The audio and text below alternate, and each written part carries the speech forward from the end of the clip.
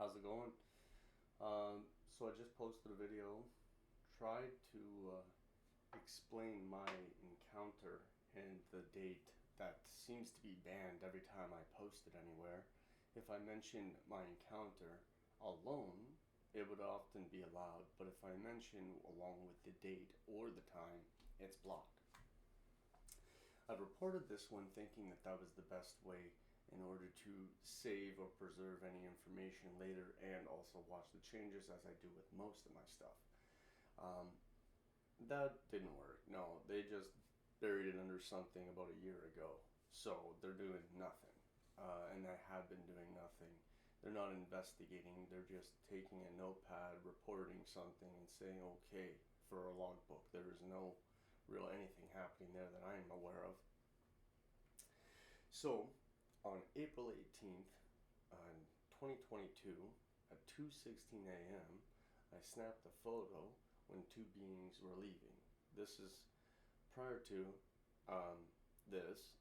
There was a loud bang out front, and I didn't pay much attention to it. I was already sky watching in the backyard, which is normal for me.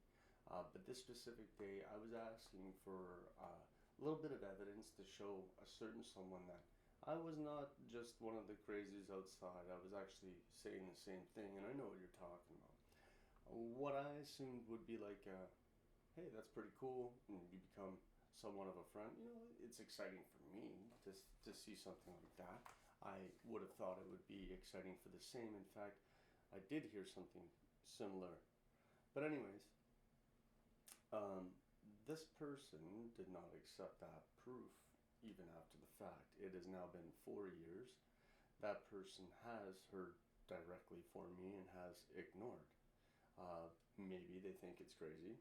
Maybe they didn't do the effort to look further. And also, maybe I don't give a shit.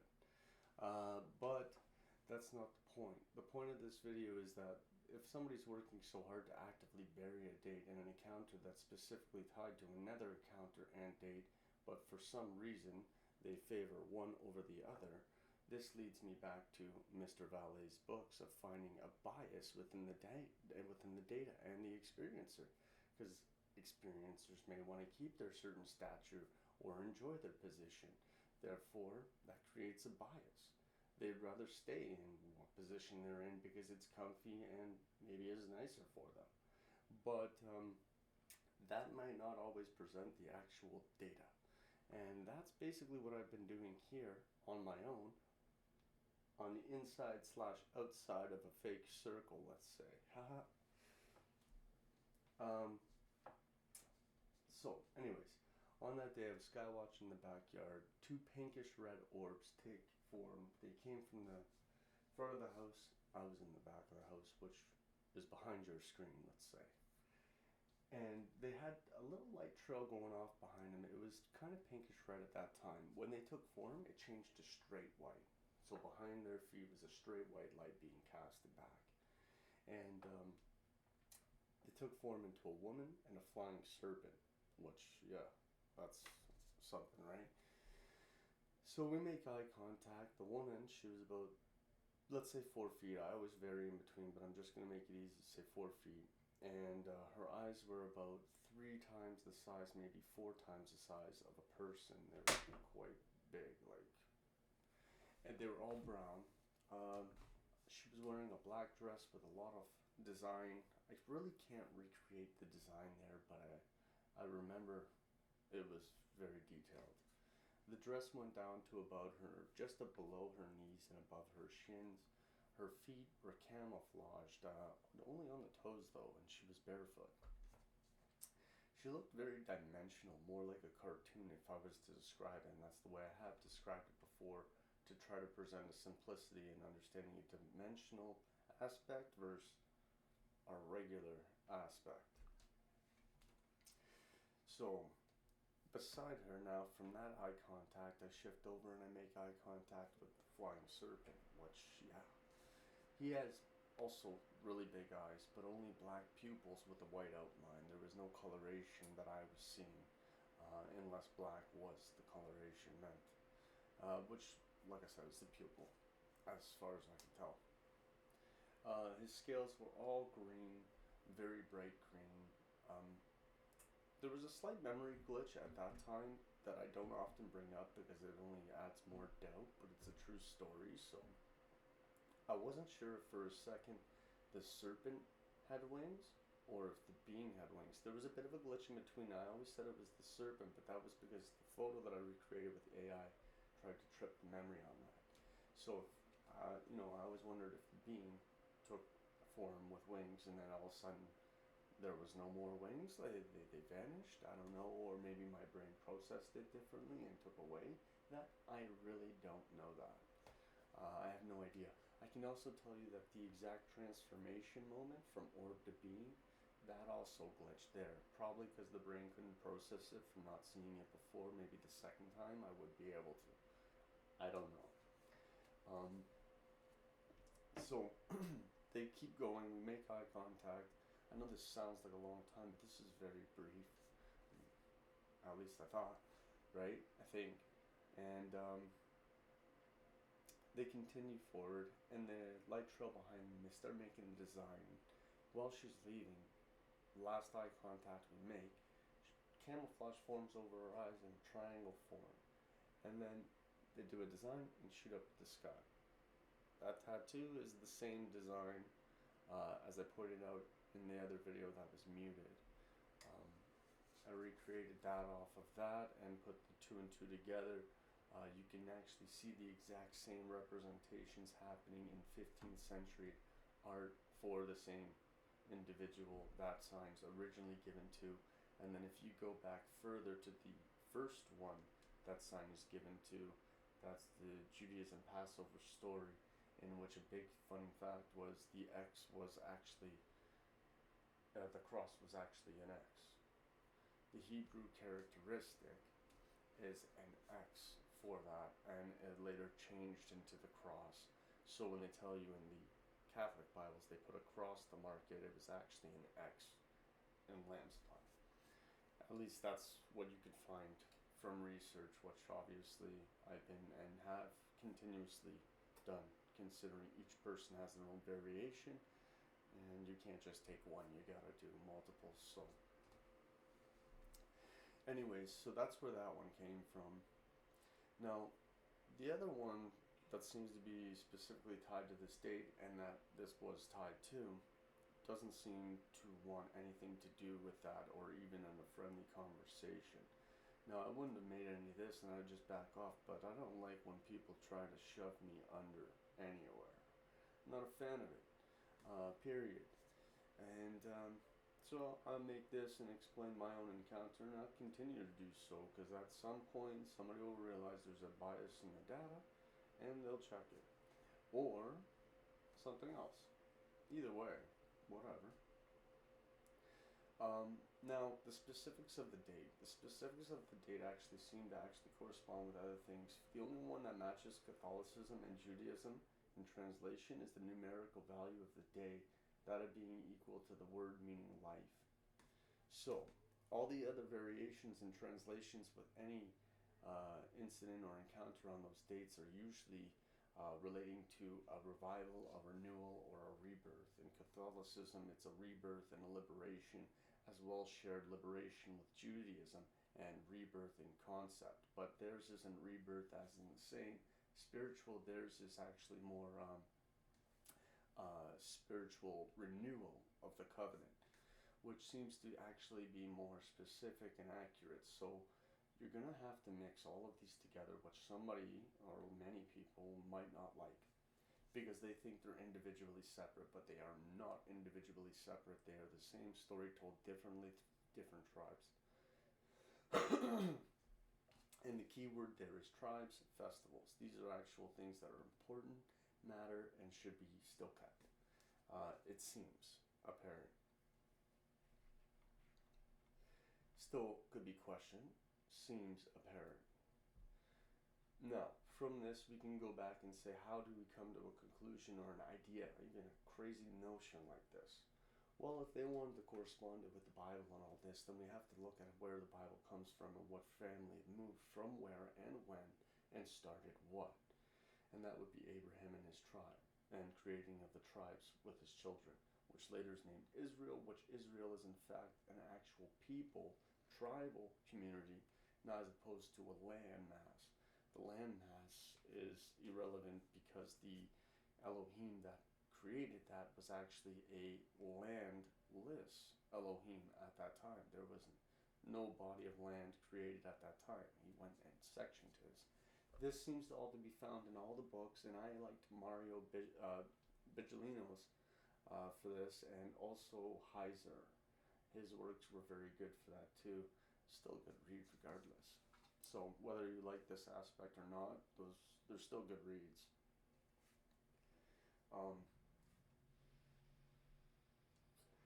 Now let's go through different forms real quick.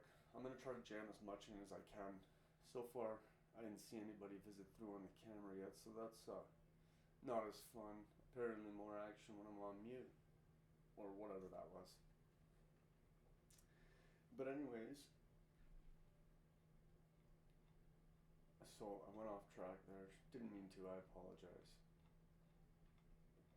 So with this, you see the specific date is tied to various different occasions and events. Regardless, they all came from Mesopotamia, so I'm thinking that there's something further back in history that's corresponding to the origin date of the festival, which seems to be that of spring, which is in representation of a goddess which was named almost in every single continent. Most vividly, I guess, would be in Japan's historical text or myth or lore. They have one that's worded very nicely.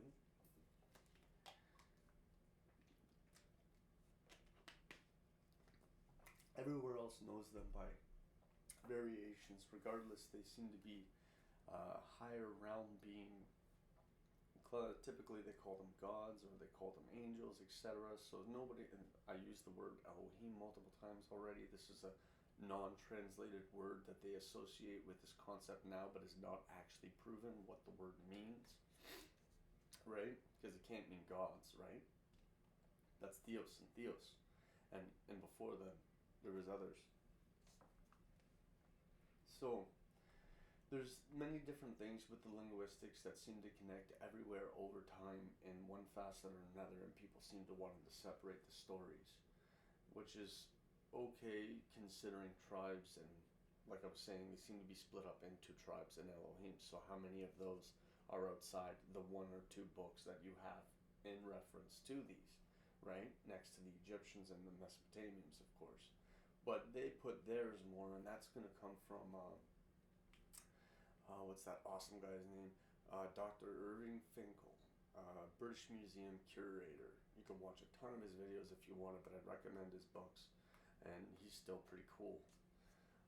I enjoy his stuff, that's for sure. It makes it very healthy and fun to learn. So, if we connect all those through there, we could see that the festival dates clearly originate from a time prior, and they've been kept and still are kept in one form or another. In Catholicism, they use Easter, right? And that's the one that you hear him always mentioning is Easter. But Easter doesn't seem the most relevant connection. It is where they naturally covered over the story, though. That is where they started covering over the story and using a real one's name in order to do so, and adopting it all well after the fact. Hundreds of years, in some cases thousands of years after the fact. Actually, I think that one I just mentioned with the switchover, I think that was 800 or so years, almost 1,000.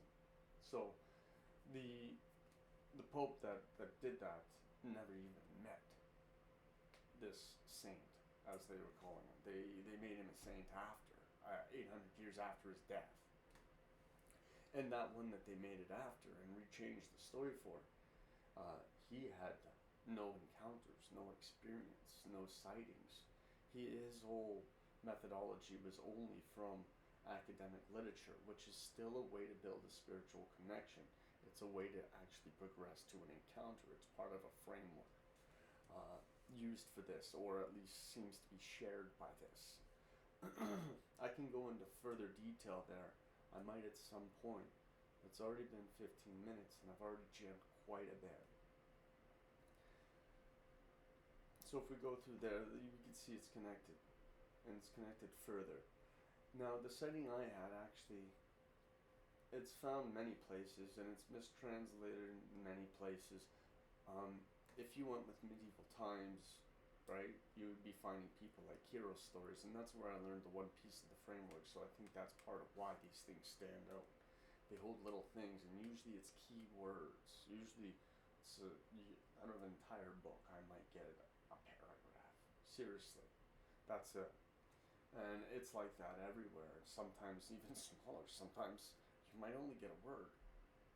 That's often the case.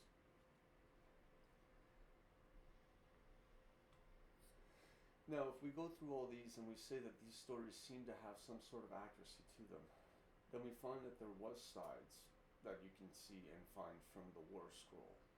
And you could see certain tribe names. And you can see where they're sort of from.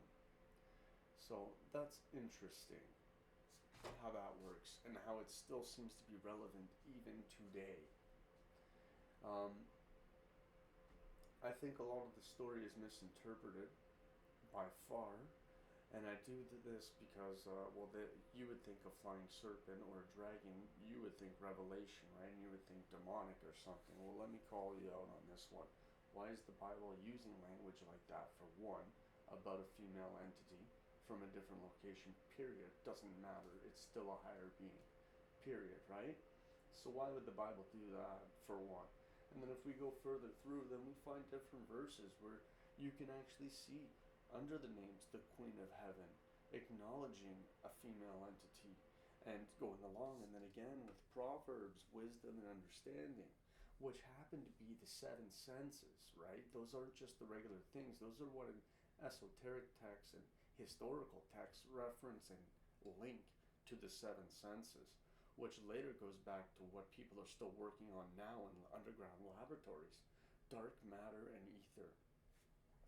They've been doing that smashing for particles. The same thing is the representation of those seven senses. On the last icon on the top of those items, there's two flames. The flames are air and ether. And yeah, it's to represent more. So out of the five, there's really seven.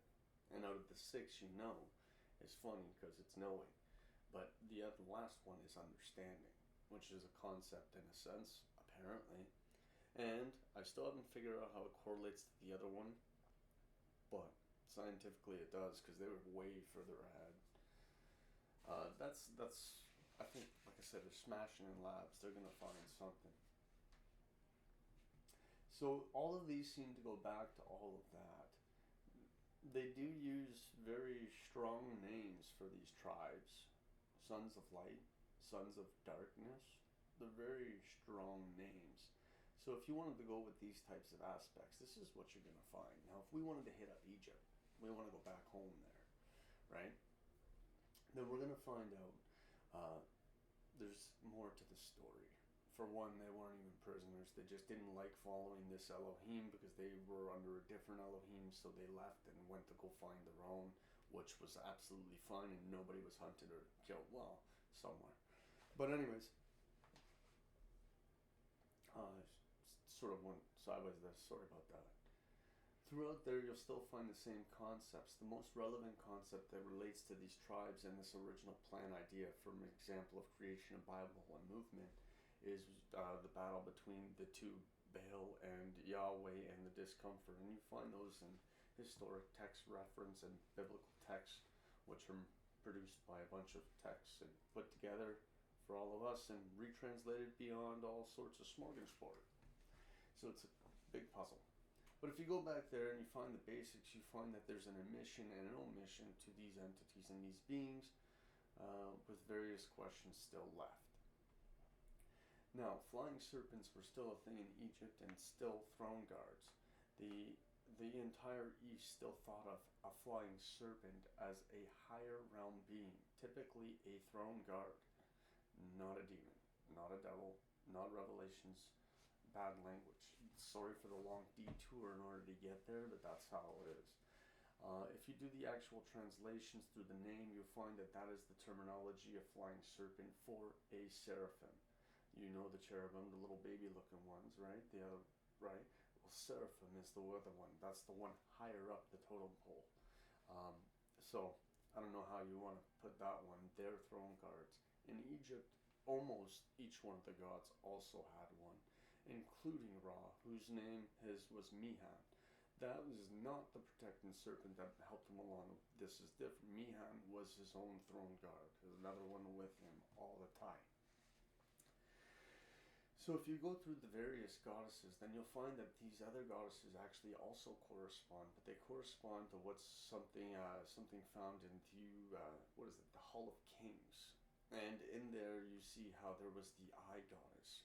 So I have a feeling that a lot of these concepts are intertwined and correspond in there. Now that one I haven't fully pieced together exactly how, why, other than the fact that that calls for two like-minded to join from what they claim was north and south of Egypt. So that would be a joining of the concepts and a unionship, and that is where the double Urius comes from on the headset. That is only when they are joined.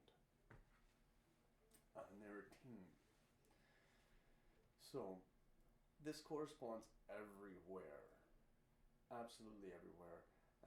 Other people that nobody really talks about that have some stories and history in this type of field is Chinese immortal aid. I kind of like the fact that they were always clear in representation with orbs, and they often would levitate or disappear. It's pretty cool. You should probably check some of that stuff, because you're gonna like the read anyways, regardless.